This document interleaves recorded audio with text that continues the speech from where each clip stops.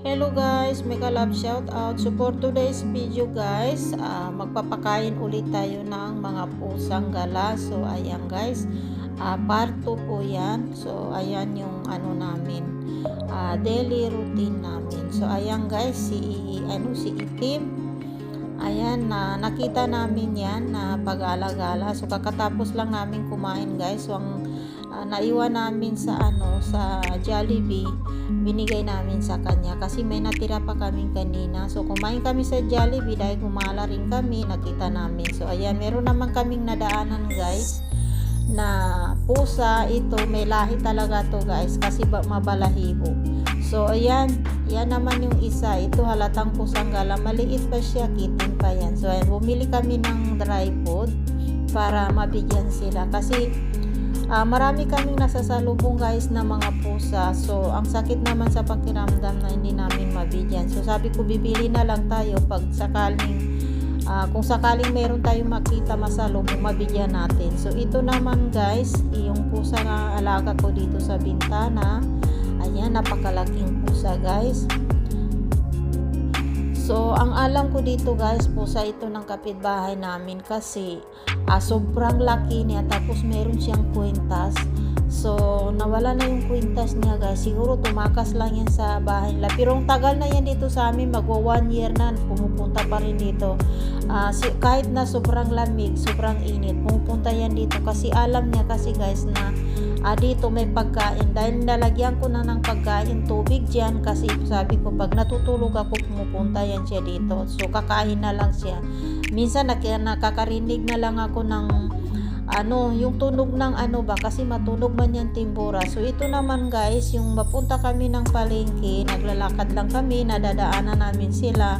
So binibigyan din namin sila ng pagkain pero hindi na namin pinapakita, hindi na nakikita yung may plato doon namin binibigay yung pagkain. Tapos punta na kami sa sa maliit na tindahan. So hindi na nakikita kung paano sila kumain. So yan, ang cute nila guys. So ang style namin ngayon, tuwing lumalabas kami may dala na kaming food. So yan, naiga na siya, ang cute talaga. So yan guys, nakahiga na si Miming, tapos samantala yung isa, ito kasama rin nila ito guys, mga kasama nila yan. Siguro mag-ina ito, magkakapatid kasi halos magkakapareho sila ng laki. So nandyan lang sila sa gate ng mga tao. Ayan, may tao dyan, binuksan yung sasakyan. Ayun, nakasilip pa yung isa So ito magkakasama rin itong puti na ito, buntis yata to siya guys. So ito siguro tatay nila, napakarungdungis. Ang dungis lalaki ito siya guys. So yan, nag-iisa siya dito naman sa kabilang daan. Hindi naman kabilang daan, sa unang daan, magkakasama yan sila. So yan, mabuti may dala kaming dry food. Ayan, dami namin binigay guys. Sobrang niya, ang dungis niya. Alatang talaga pusang gala. Uy, kawawa naman siya. So ayan. Ito maliit ito siya. Anak siguro niya. Ayan, nandito lang naman ito sa baba ng bahay guys. Tuwing tumatapon kami ng basura, nagdadala kami ng pagkain araw-araw yan guys. So kasi naghahintay na yan sila sa sa baba. Minsan 6 sila diyan. Pero wala pa dyan yung iba kasi napakalamig.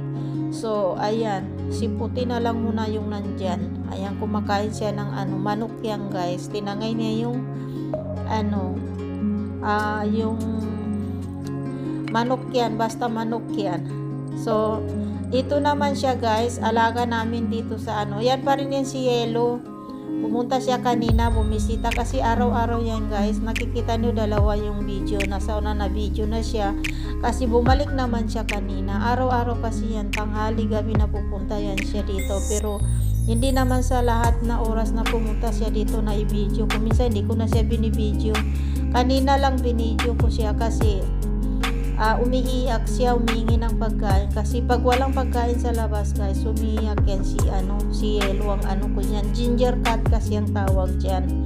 So ayan, kain siya ng kain. Ang tagal niya dyan guys kasi siguro gutom na gutom. Ayan, binigyan din siya ng tubig kasi may tubig pagkain naman dyan, kaso parang may nahuli ako dyan na ibang pusa na kumain ng pagkain niya. So yan yung kalbo namin, sinisilip niya. Marites talaga yung hindi lang pala tao yung marites, pati yung pusa. May marites niya, sinisilip niya yung pusa sa labas. Ayan si kalbo na Kisha. Ayan si Kisha, boring sa buhay na. So yan guys, umalis na siya dahil tapos na siya kumain. So ito naman guys, same place din siya. Ampun din namin ito, magkapatid. Hanggang sa nabuntis yan yung yung black and white at basta yung may black and white, nabuntis yan siya. Kapatid niya yan. So binagyan ko siya ng higaan dyan, dati pa yan. So ang ginawa ko guys, nung nabuntis siya, inampun namin siya. Pinasok ko dito sa bahay hanggang dinala na yan sa taas. So yung kapatid niya, hindi ko alam kung nasaan na dahil nagkahiwalay na sila, pabalik-balik yan, umiiyak, kinanap yung kapatid hanggang sa hinaway nung yelo. So hanggang yan guys, nanganak na siya. Yan na yung anak niya. Apat yung anak niya. So dinala ko na yan sa taas guys. Hinalo na dun sa mga pusa kung may breed. So swerte talaga niya doon kasi buhay prinsesa na siya ngayon doon sa taas. Ayan yung mga anak niya, malnourished. Hindi ko alam bakit malnourished, pero sagad naman sa pagkain sila. Ang dami, may gatas pa nga. Ayan yung anak niya, gusto lumabas pero hindi pinapalabas kasi maipit yan sa labas. Kung saan siya. So pupunta sa ilalim ng wasin-masin. So delikado doon kaya hindi ko sila pinapalabas. So yan guys, ngayon malalaki na yan sila hanggang nasa labas na yan sila. So ayan, kumakain yung nanay niya. So yan, kukulit ng mga anak ko, nakakatuwa, naglalaro sila. Sarap ng buhay nila. Pusang gala lang yan sila pero hindi ko sila pinabayaan. Kasi nanganak dyan sa sa bintana. Ayan siya guys, yung nanay nandoon na sa taas. Wala na siyang anak, hiwalay na sa anak dahil nalaki ng anak. Ayan, buhay prinsesa na yan. Hindi ko siya naisama doon sa mga anak guys kasi hindi ko nahuli dahil nangangagat. Kaya gusto ko yan isama doon sa mga anak nung hinatid ko.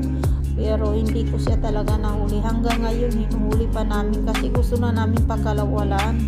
Ayan, tumaba siya Tingnan mo, ayaw talaga. Tagal na sa amin yan. Sobra 1 year na yan doon sa taas. Pero hindi mo talaga siya mahawakan. Kita mo, ayan, taba-taba niya ngayon. Ang sarap ng buhay sa taas. Pero hindi pa rin nahahawakan. Gusto na namin talaga pakawalan kasi mamuhay na sana siya doon sa labas. Ayan, tumakbo. Umakyat naman sa taas. Hindi ko alam kung paano namin siya pakawalan. So yan, ang sarap talaga ng buhay niya sa taas. Wala rin pangalan yan. Hindi ko rin na pangalanan. Kaya wala si Pusang Gala. Pero ang cute talaga niya. Ayun lang. Pumapasok yan sa kwarto pero hindi mo mahawakan dahil nangangalmot Hindi ko alam bakit ayaw niya hindi siya maamo. Pero ayan guys, so hanggang dito na lamang yung aking video. Dito ko natatapusin. So ayan, yan naman yung konsumo nila guys. Hindi pwede wala silang pagkain. Ayan, bumili ako ng mga pagkain nila. So ayan, happy Ramadan guys. So dito ko natatapusin yung aking video. Mega love shout out sa Endrick channel. Maraming salamat sa support. Bye.